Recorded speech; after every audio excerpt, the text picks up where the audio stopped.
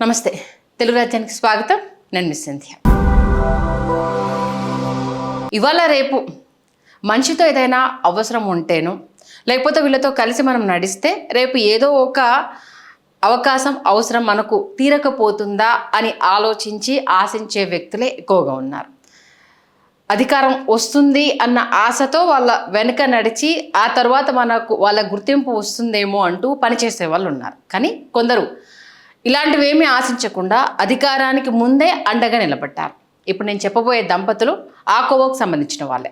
ప్రజారాజ్యం నుంచి జనసేన నిర్మాణ దశ వరకు ముత్తంశెట్టి కృష్ణారావు, ఆయన సతీమణి డాక్టర్ విజయ నిర్మల దంపతుల నిశ్శబ్ద సేవా ప్రస్థానం గురించి ఒక్కసారి మనం ఇప్పుడు మాట్లాడుకునే ప్రయత్నం చేద్దాం. రాజకీయాల్లో అంటే గెలుపు వచ్చిన తర్వాత పక్కన నిలిచే ముఖాలు మనకు చాలానే కనిపిస్తాయి. అధికారము వాళ్ళ చేతికి వచ్చాక ఆ తర్వాత చేరే నాయకులకైతే అసలు కొదవే ఉండదు, అది మనందరికీ తెలిసింది. కానీ ఒక రాజకీయ ఆశయం ఇంకా ప్రయోగ దశలోనే ఉన్నప్పుడు దాని భవిష్యత్తు ఎలా ఉంటుందో ఏమవుతుందో తెలియని సమయంలో నష్టాలు ఎదురైనా నమ్మిన వారిని విడిచిపెట్టకుండా నిలబడే కుటుంబాలు రాజకీయాల్లో అయితే చాలా అరుదుగా ఉంటాయి. అలాంటి అరుదైన సేవా ప్రస్థానానికి చిరునామాగా నిలిచే పేర్లు ముత్తంశెట్టి కృష్ణారావు గారు, డాక్టర్ ముత్తంశెట్టి విజయ నిర్మల గారు. ఇది పదవి కోసం చేసిన ప్రయాణం కాదు, ఒక నమ్మకంతో ప్రారంభమైన ప్రయాణం. మెగాస్టార్ చిరంజీవి గారి ప్రజారాజ్యం పార్టీ ద్వారా సామాజిక న్యాయం, దీంతోపాటు కొత్త రాజకీయ సంస్కృతి, సాధారణ ప్రజలకు అవకాశం అనే ఆశయాలను ప్రజల ముందుకు తీసుకొచ్చిన సమయంలో ముత్తంశెట్టి కుటుంబం ఆయనతో ఆ ప్రయాణానికి అనుబంధానికి ఒక వేదిక అయిపోయింది. ఆ తర్వాత అక్కడితోటి ఆగలేదు. అంటే ప్రజారాజ్యం పార్టీ ఆ తర్వాత కాంగ్రెస్లో విలీనం అవడము, చిరంజీవి గారు రాజకీయాల నుంచి తప్పుకోవడం మనందరికీ తెలిసిందే. కానీ వీళ్ళ ప్రయాణం అక్కడితో ఆగలేదు. ఆ తర్వాత తమ్ముడు పవన్ కళ్యాణ్ గారు స్థాపించిన జనసేన పార్టీ నిర్మాణ దశలోనూ అదే కుటుంబం మరోసారి తమ పాత్రను ఇక్కడ నిర్వర్తించడం జరిగింది. ఒకే కుటుంబంలోని ఇద్దరు వ్యక్తులు రెండు కీలక రాజకీయ దశల్లో చేసిన సేవను కేవలం ఎన్నికల గెలుపోటములతో మాత్రమే కొలవడం పూర్తి న్యాయం కాదు. ప్రజారాజ్యంలో విజయ నిర్మల గారి అడుగు గురించి చెప్పుకుంటే మహిళా నాయకత్వానికి ఒక గుర్తింపుగా నిలవడం జరిగింది. ఒక్కసారి ముత్తంశెట్టి విజయ నిర్మల గారు ఎవరు, ఆమె ఒక రాజకీయ నాయకురాలిగా ఎలా పరివర్తన చెందారు, అసలు ఆమె ఫ్యామిలీ బ్యాక్గ్రౌండ్ కావచ్చు, ఎడ్యుకేషనల్ బ్యాక్గ్రౌండ్ కావచ్చు, ఒకసారి తెలుసుకునే ప్రయత్నం చేద్దాం. ఎందుకంటే ఆమె ఒక రాజకీయ నాయకురాలిగా మాత్రమే మనం చూడొద్దు ఇక్కడ. ఎందుకంటే ఆవిడ వాణిజ్య శాస్త్రము అలాగే పబ్లిక్ పర్సనల్ మేనేజ్మెంట్ విద్యల్లో హయ్యర్ స్టడీస్ని అభ్యసించారు. ఆవిడ డిగ్రీ పీజీ స్థాయిలో ఆమె ఒక లెక్చరర్గా కూడా బోధన అనుభవాన్ని కూడా సంపాదించారు. నోవా ఎడ్యుకేషనల్ సొసైటీ, దాంతోపాటు నోవా గ్రూప్ ఆఫ్ కాలేజెస్కి చైర్పర్సన్గా బాధ్యతలు కూడా ఆవిడ నిర్వర్తించడం జరిగింది. గ్రామీణ మహిళల అభివృద్ధి, పేద కుటుంబాలకు సహాయం, వైద్య శిబిరాలు, రక్తదాన కార్యక్రమాలు, దీంతోపాటు అటు విపత్తు బాధితులకు సహకారం వంటి సామాజిక కార్యక్రమాల్లోనూ ఆమె భాగస్వామ్యంగా ఉంది. ఈ సామాజిక నేపథ్యంతోనే అప్పుడు విజయ నిర్మల గారు ప్రజారాజ్యం ద్వారా రాజకీయ ప్రయాణంలోకి అడుగుపెట్టారు. 2009 ఆంధ్రప్రదేశ్లో శాసనసభ ఎన్నికల్లో ఆమె మొదట నూజివీడు నియోజకవర్గం నుంచి ప్రజారాజ్యం పార్టీ అభ్యర్థిగా రైల్వే ఇంజన్ గుర్తుతో పోటీ చేశారు. ఆ ఎన్నికల్లో ఆమెకు 24,786 ఓట్లు వచ్చాయి. అంటే 14.59% ఓటు వాటా లభించింది మొట్టమొదటిసారి ఆవిడ ఎన్నికల్లో పాల్గొన్నప్పుడు. ఆ తర్వాత కొత్తగా ఆవిర్భవించిన పార్టీ తరపున స్థిరపడిన ప్రధాన రాజకీయ పార్టీలను ఎదుర్కొంటూ, అంటే ప్రజారాజ్యం పార్టీ అప్పటి పురుడు పోసుకున్న విషయం తెలిసిందే. అప్పటికే అటు కాంగ్రెస్ కావచ్చు, ఇటు టీడీపీ కావచ్చు ఎంత బలంగా ఉన్నాయో మనందరికీ తెలిసిందే. అలాంటి రాజకీయ పార్టీలను ఎదుర్కొంటూ ఎన్నికల బరిలో నిలబడ్డము నార్మల్ విషయం కాదు. అది రాజకీయ ధైర్యానికి ఒక నిదర్శనం. అది నాయకత్వంపై ఉన్న విశ్వాసానికి ప్రతీక. ముఖ్యంగా మహిళా నాయకురాలిగా జిల్లా స్థాయి రాజకీయ బాధ్యతలు స్వీకరించి ఆ తర్వాత ఎన్నికల సమరంలో నిలబడ్డం విజయ నిర్మల గారి ప్రజా జీవితానికి ప్రత్యేక గుర్తింపును తీసుకొచ్చింది. ఎందుకంటే ఆవిడ డాక్టర్గా ఆల్రెడీ సేవలు అందిస్తున్న నేపథ్యంలో సామాజిక న్యాయము అన్న ప్రజారాజ్యం పార్టీకి సంబంధించి కొత్త స్లోగన్తో ఆవిడ ప్రజారాజ్యం పార్టీ నడవడం, నూజివీడు నుంచి నిలబడ్డము, ఓడిపోవడం ఇదంతా మనకు తెలిసిందే. ఆ తర్వాత కూడా ఆమె సమాచార హక్కు కమిషనర్గా కూడా బాధ్యతలు నిర్వర్తించారు. విద్య, సామాజిక సేవ, ప్రజా జీవితం అనే 3 రంగాలను అనుసంధానించింది ఆమె ప్రయాణం అనేది ఇక్కడ మనం ప్రత్యేకంగా చెప్పుకోవాల్సింది. ఇక జనసేన నిర్మాణ దశలో ఆవిడ భర్త కృష్ణారావు గారి పాత్ర ప్రత్యేకం. ప్రజారాజ్యం అనుభవం తర్వాత పవన్ కళ్యాణ్ జనసేన పార్టీని నిర్మించినప్పుడు ఆ పార్టీకి ఎదురైన సవాళ్ళు అయితే చాలా పెద్దది, అది మనందరికీ తెలిసిందే. నాయకుడికి ప్రజాదరణ ఉన్నప్పటికీ గ్రామస్థాయి నిర్మాణం కావచ్చు, కార్యాలయ వ్యవస్థ కావచ్చు, దాంతోపాటు జిల్లాల సమన్వయం, కార్యకర్తలు నమ్మకం, ఇవన్నీ ఒక్క రోజులో వచ్చేవి కావు, అప్పటికప్పుడు ఏర్పడవు కూడా. అలాంటి నిర్మాణ దశలో పార్టీకి సమయం, స్థలం, వనరులు, వ్యక్తిగత నిబద్ధత అందించే నాయకుల పాత్ర అవునన్నా కాదన్నా చాలా చాలా కీరోల్ అన్న విషయం మనందరికీ తెలిసిందే.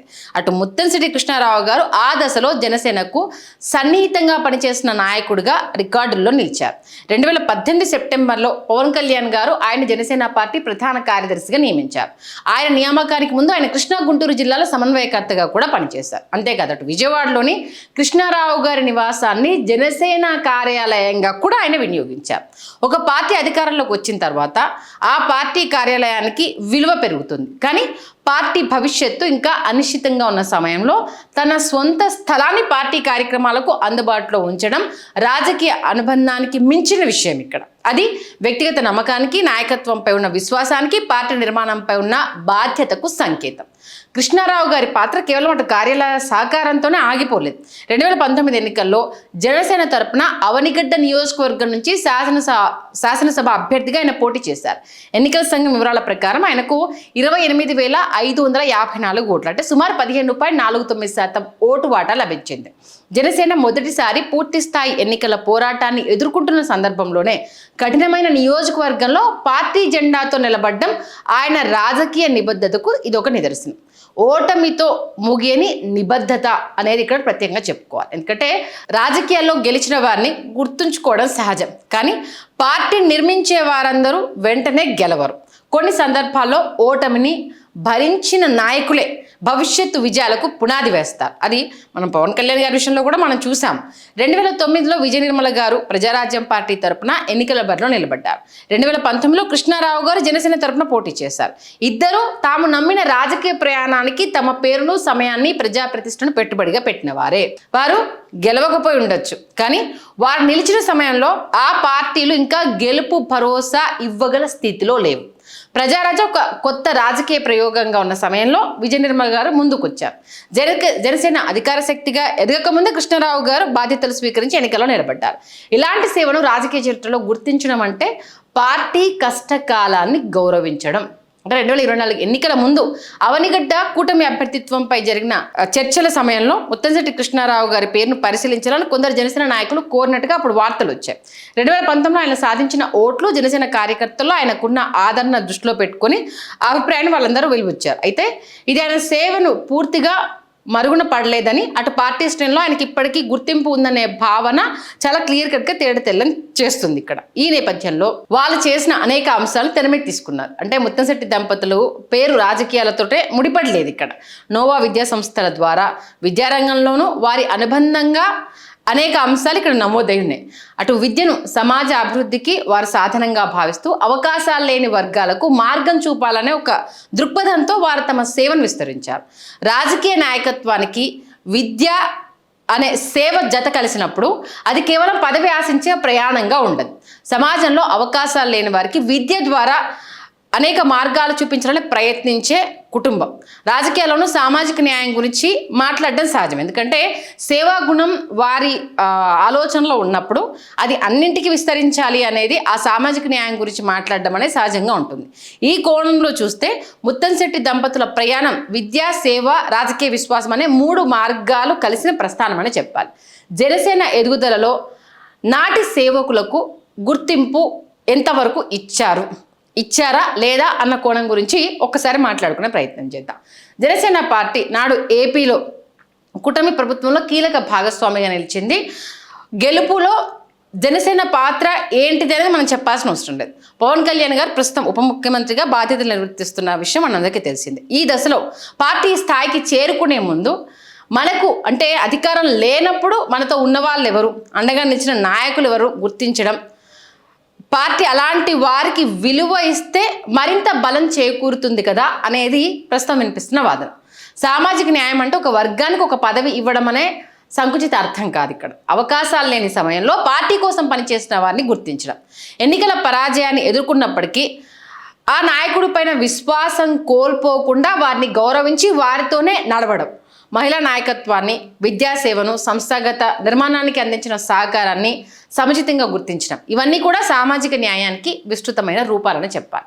ముత్తంశెట్టి కృష్ణారావు గారు కావచ్చు, విజయ నిర్మల గారు కావచ్చు, ఏ పదవినైనా బహిరంగంగా కోరుకున్నారని ఎక్కడ ఆధారం లేదు. అంటే మేము మీతో ఉన్నాము, మాకేంటి అని అడిగినట్టుగా ఎక్కడా లేదు. అందుకే వారి సేవ గురించి మాట్లాడేటప్పుడు వారికి ఈ పదవే ఇవ్వాలనే ఒత్తిడి, భాష కంటే వారు చేసిన సేవను పార్టీ చరిత్రలో గౌరవప్రదంగా గుర్తించాలని, అంటే తగిన అవకాశాల పరిశీలనలో వారి వంటి సీనియర్ సేవకులను మర్చిపోకూడదు అనేది ఇక్కడ మరింత చెప్పదగిన విషయం.